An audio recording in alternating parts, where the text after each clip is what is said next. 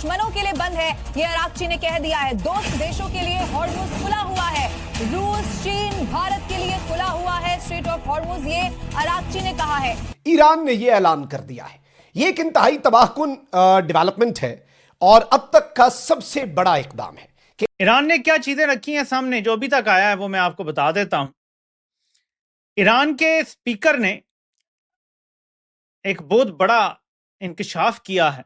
इस वक्त globally, internationally दुनिया की सबसे बड़ी खबर यह है कि ईरान ने ऐलान कर दिया। ब्रेकिंग न्यूज इस वक्त मिल रही है। मिडिल ईस्ट में जारी युद्ध के बीच ईरान ने बिल्कुल साफ संकेत दे दिए हैं कि उसे अब शांति की कोई उम्मीद यहां से नजर नहीं आ रही है। फिर से बेवकूफ हम नहीं बन सकते, ये ईरान का कहना है। और ये भी चीजें ढकी छुपी नहीं है, तो फिर भारत पे पाबंदी सबसे पहले आयद क्यों नहीं होती? इसलिए कि उनको भारत की बहुत जरूरत है। Bharat is a completely different kettle of fish. ये मत समझे कि हम और भारत को वो एक निगाह से देखते हैं, बिल्कुल नहीं। There is no principles. मैं देख रहा था कि भारत के मिनिस्टर फॉर एक्सटर्नल अफेयर्स जो हैं वो पाकिस्तान का मजाक उड़ा रहे थे कि पाकिस्तान एक दलाल नेशन है। खित्ते के एक मुल्क की मदद से अमेरिका हमारे एक जजीरे पे कब्जा करने जा रहा है। हम ये वार्न करते हैं कि अगर ऐसा हुआ तो जो खित्ते का वो मुल्क है ना, उसका कोई भी टारगेट फिर हमसे महफूज नहीं रहेगा और ऐसा हमला होगा कि आपको याद रखेंगे आप। खोपड़ी है उसे फोड़ने वाले, हंडिया बीच चौराहे में फोड़ेंगे। हम पतली गली से नहीं निकलने देंगे, हम इसे खिसकने नहीं देंगे, बल्कि हम डांग पकड़ कर रहेंगे। इस दवा ठीक ठाक इसे डांग पेल कर हमने यहां से भेजना, हमने इसे जाने नहीं देना। लिटरली ये ईरान की स्टेटमेंट है। क्योंकि पूरी दुनिया पे उसके असरात आते हैं। अब ये जो हमारे यहाँ कुछ लोग बड़ी एक्सपेक्टेशंस, सियासी लोगों की बात कर रही हूँ, लगा के बैठे हुए थे एक्सपेक्टेशंस, फिर उनको भी मेरे ख्याल से कान हो गए कि ट्रम्प साहब के होते हुए तो कुछ नहीं हो सकता। बिल्कुल सही। ये ट्रम्प, देखिए क्या ट्रम्प ने आज तक एक फोन कॉल किया है शहबाज शरीफ को? शहबाज शरीफ का फोन कॉल वो एक्सेप्ट करेगा उससे बात करने के लिए? वो कहेगा सेक्रेटरी ऑफ स्टेट से बात करो। हमको इन्वेट करना हो या बॉम्ब करना हो तो फिर पाकिस्तान की टेरिटरी, एयर स्पेस इस्तेमाल होगा।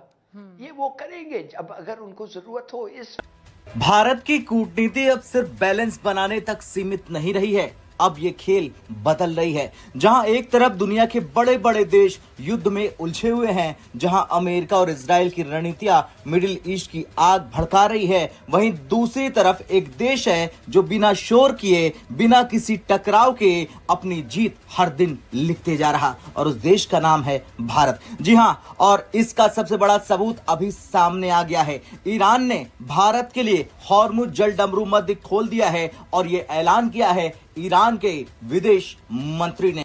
देखिए नाज़रीन, अमेरिका के बारे में बेशुमार मिथ्स या कहानियां मशहूर है। हमें तो नहीं पता सच्ची है या झूठी है, बहरहाल हमें तो डराया गया। हमें तो अमेरिका बहादुर, अमेरिका इंज, हमें तो ख्वाजा आसिफ साहब बताया करते थे अमेरिका ने वेंटिलेटर लगाए हुए, यदि अमेरिका तारे खींच गया तो हमारा सांस बंद हो जाएगा। लिटरली हमें हमेशा से पढ़ाया गया या समझाया गया कि अमेरिका बहादुर, अमेरिका बड़े अब्बू, अमेरिका फैसले करता है। अच्छा, अमेरिका के बारे में ये मिथ्स मशहूर है, कहानियां मशहूर हैं कि नाज़रीन वाशिंगटन छींकता है तो पूरी दुनिया को जुकाम हो जाता है। वेनेजुएला के अंदर ये गए, वहां के प्रेसिडेंट को उठाया, चुप कर लेकर आए, रिजीम चेंज कर दी। 77 रिजीम चेंज की दुनिया भर में, 77 सक्सेसफुल रिजीम चेंज। वियतनाम जंग लड़ी, कोरिया जंग लड़ी, अफगानिस्तान के अंदर आकर बैठे रहे, मिडिल ईस्ट के अंदर जंगें लड़ते रहे। तो ये एक बदमाश माचो मैन का इनका एक इमेज था। बल्कि हमें भी एक दफा धमकी दी थी कि अगर हमारा साथ ना दिया तो हम तुम्हें इतने बम मारेंगे कि तुम्हें स्टोन एज, यानी वो आज से 100-150 साल पुरानी, यानी उधर तुम्हें धकेल देंगे, हम तुम्हें बिल्कुल तहस नहस कर देंगे। सारे का सारा एक ही बात कर रही है जी, पाकिस्तान जो है वो दलाली करता है। अच्छा, दलाल। अच्छा, टू बी ऑनेस्ट, ये जो वर्ड है ना दलाल, it has a negative connotation, it does not have a positive connotation. लफ्ज दलाल, मैं आपको बताता चलो, तो एक तो आपको इस चीज का पता होना चाहिए कि ये जो लफ्ज है इसके जो मीनिंग है वो नेगेटिव है। अगर आप इसको इंग्लिश में कहेंगे अ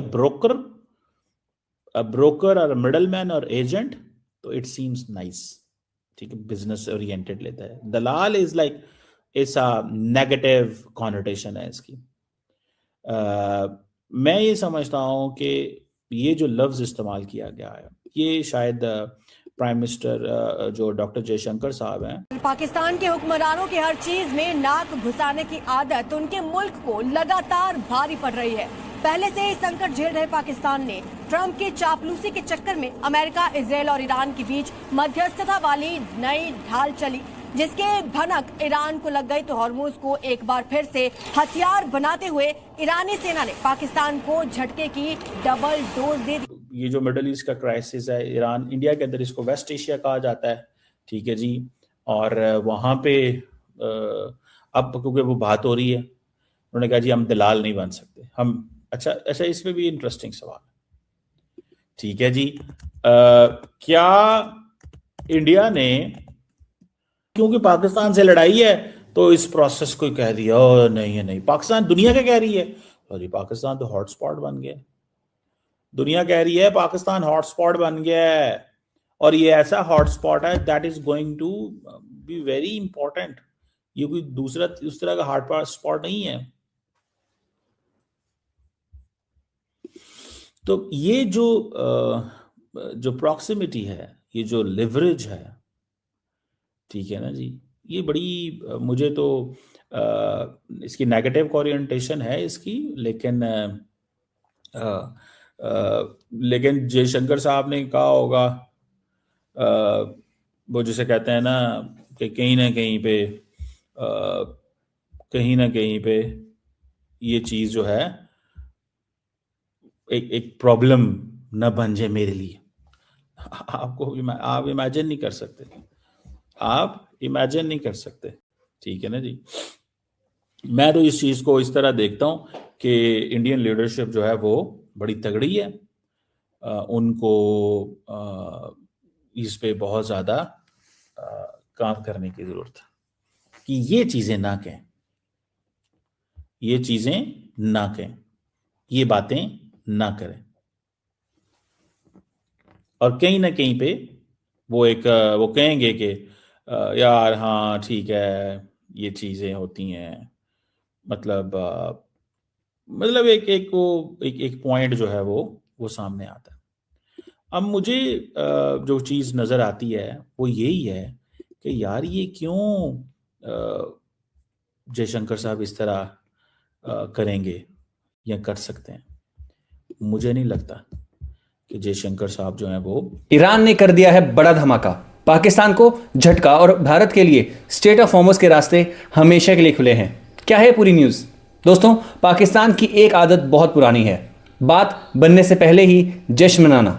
अभी हाल ही में पाकिस्तान मीडिया क्लेम कर रहा था कि वो इस्लामाबाद में अमेरिका और ईरान की दोस्ती करवा रहा है, पर गेस व्हाट, ईरान ने खुलेआम इस बात को इनकार कर दिया, सीधा सीधा बोला कि ऐसी कोई भी बात नहीं हो रही है। लेकिन असली ट्विस्ट तो अब आया है वहां से।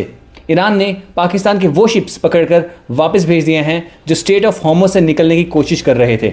एक तरफ पाकिस्तान के लिए रास्ते बंद हो रहे हैं और दूसरी तरफ भारत के लिए ईरान ने रेड कार्पेट बिछा दिया है। ईरान ने भारत, चाइना और रशिया के लिए ये रास्ता बिल्कुल सेफ एंड ओपन कर दिया है। अब इंडियन शिप्स बिना किसी टेंशन के यहाँ से आ जा सकती हैं। ये जियोपॉलिटिकल का एक नया मास्टर स्ट्रोक है जिसने पूरे रीजन की डायनामिक्स बदल दी है। दोस्ती हो तो ऐसी। भारत ईरान की इस दोस्ती पर आपका क्या कहना है? कमेंट सेक्शन में जरूर बताइए। अगर आपको वीडियो अच्छा लगा हो तो वीडियो को लाइक और चैनल को सब्सक्राइब करना ना भूलें। मिलते हैं अगली वीडियो में। जय हिंद।